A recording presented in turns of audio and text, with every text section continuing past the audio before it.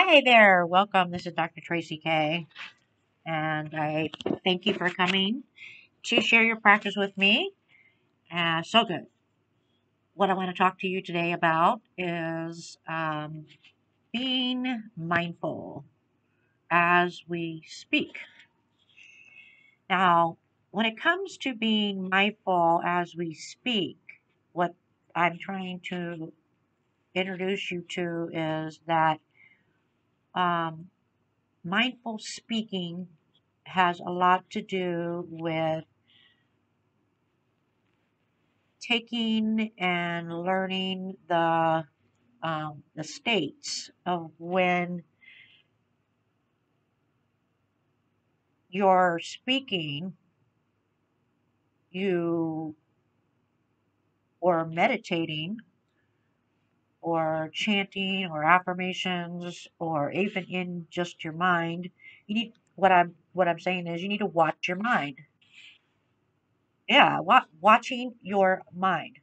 We all go through our battles inside the yin and yang in our thoughts and our feelings and emotions, or just because we're dealing with everyday stuff, or if we're trying to break free of something or break out and get noticed or get seen, or if we're trying to get a message across, and when we're trying to manifest, or if we're trying to reach, basically a certain goal in our life, or just everyday type of activities, we need to watch our mind.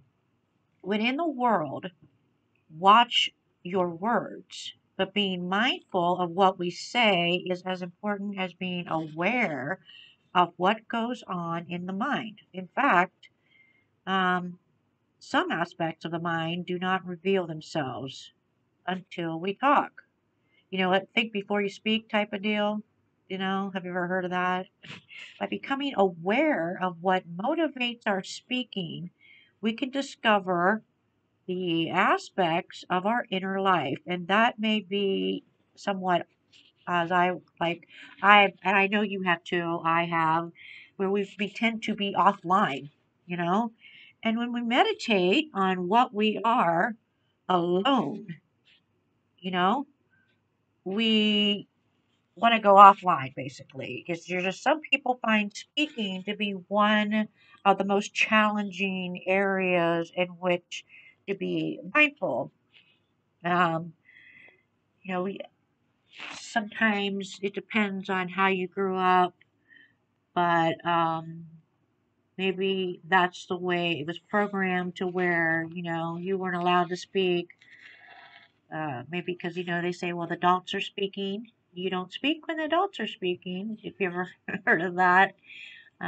Maybe sometimes uh, loved ones have actually, when you try to voice your opinion, or if you're trying to speak of something and that you think about, they shut you down, or they don't want to hear it, and it tends to make you feel like that. Well, don't I matter? Don't I mean? Why is it that somebody else is being listened to and can speak their mind, and they receive like millions of views, so to speak, and while maybe on my end I'm not getting much of the views. Doesn't what I say also matter? And what's the difference with them saying it than I'm saying it? We want that able to because like we have messages and we're trying to teach and grow, and think and grow, which eventually about here in a lot of areas, like think, if you've ever heard of that book called Think and Grow Rich. So that's challenging depending on your area that you're trying to focus, whether it's wealth, whether it's relationships, or whether it's family, or whether it's a health issue. So when I come to understanding this, being mindful of what we speak, the interpersonal concerns and wishes and feelings that come into play when speaking can be so compelling, it is easy to lose ourselves in conversation. And being attentive while speaking, it is possible to grow in self understanding.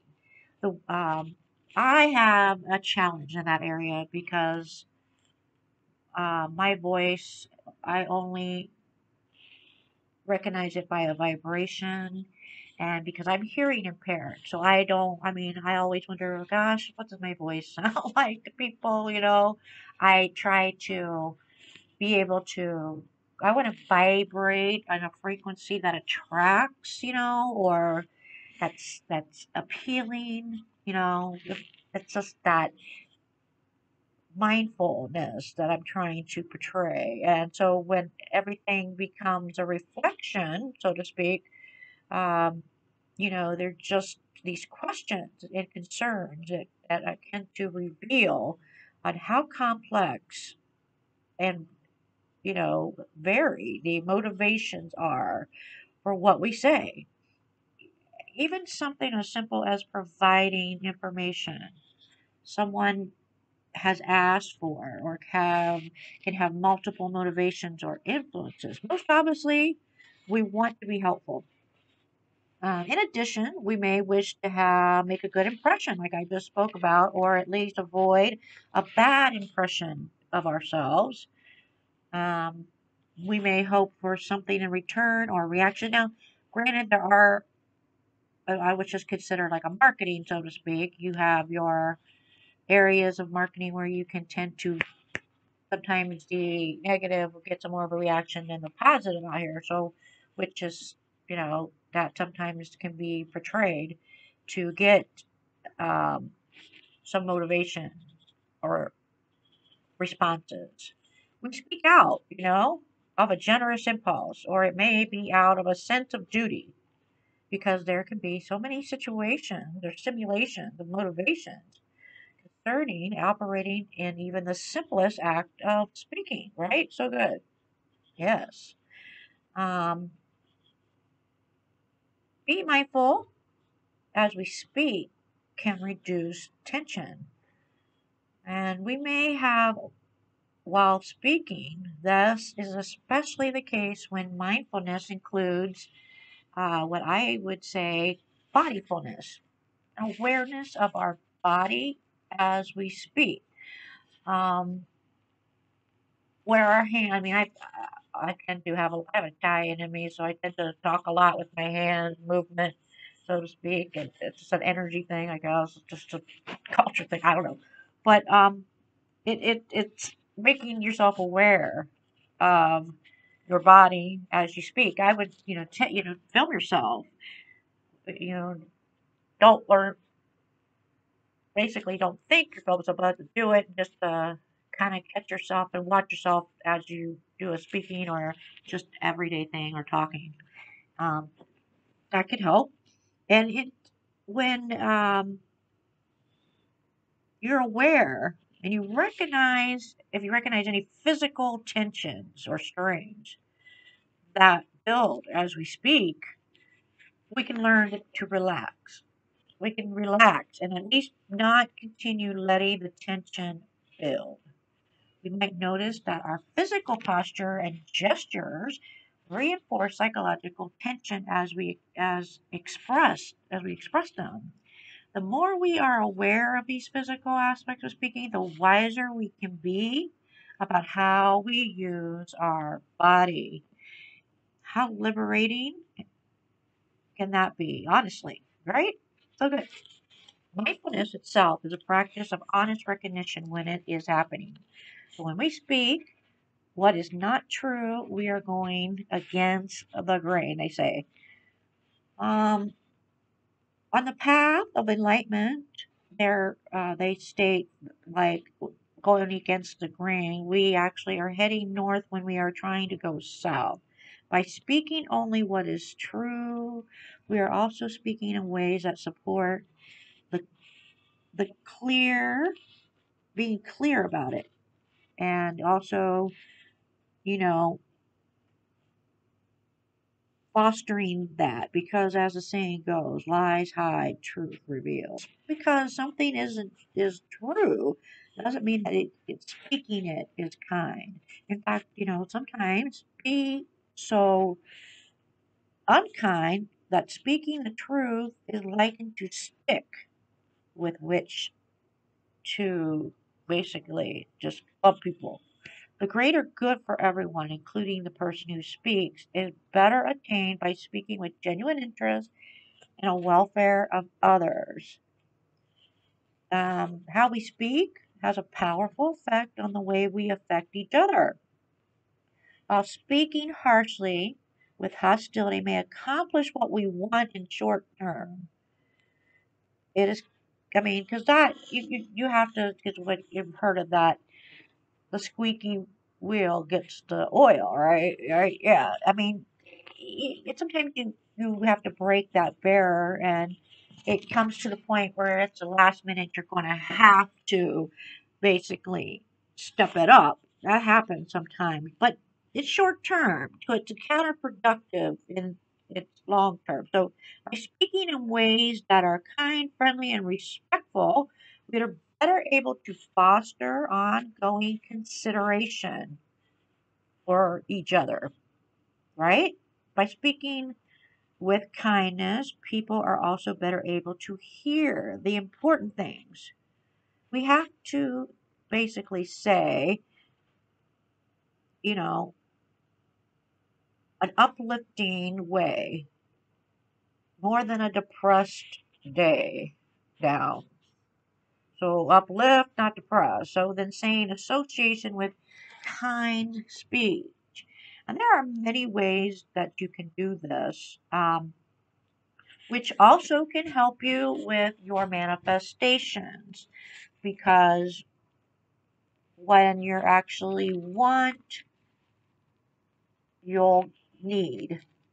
So when you want, it could be coming back in a counterproductive way short term, but it's not the full thing that you need. So when we push ourselves, people push and push apart, it tends to leave gaps. And that way, yes, you might get some of the things that you wanted to manifest or bring to you, but yet this other thing comes in that you didn't want with it.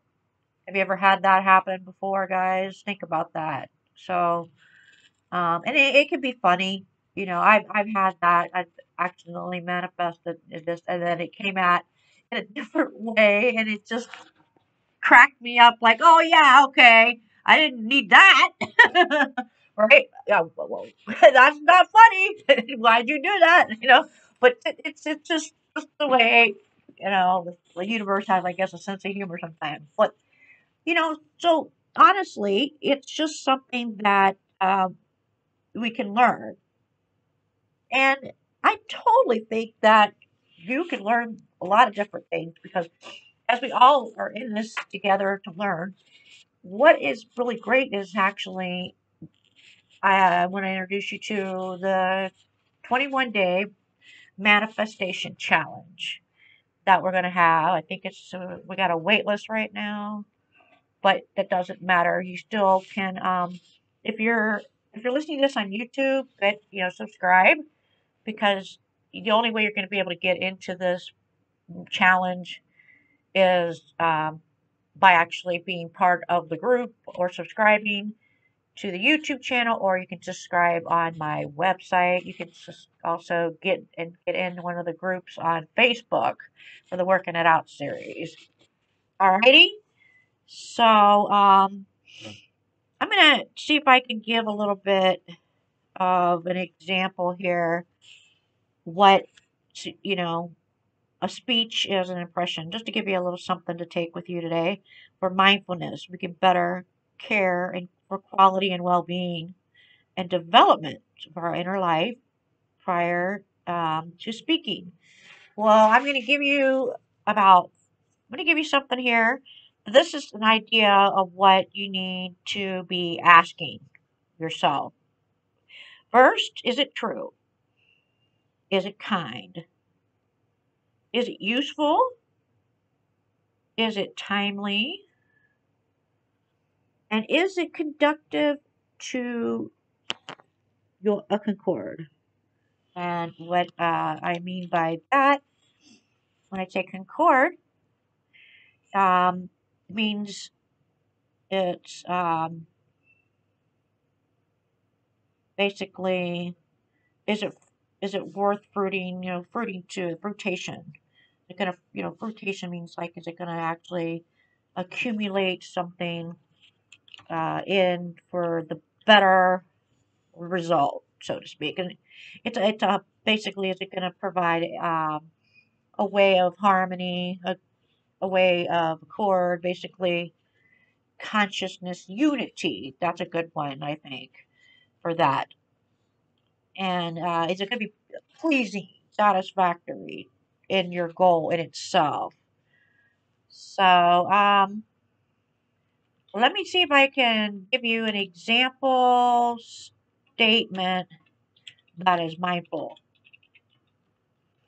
Um, I think this is also something maybe you can practice.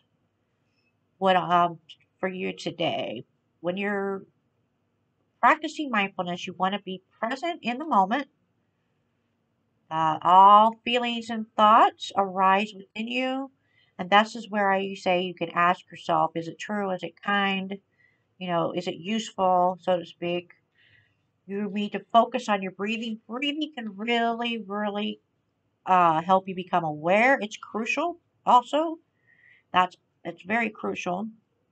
And you need to recognize the areas that are so, like Alice would say, down the rabbit hole, meaning that in times, where's the anxiety coming from? Where's the stress coming from? What's triggering it? And how you can breathe through that.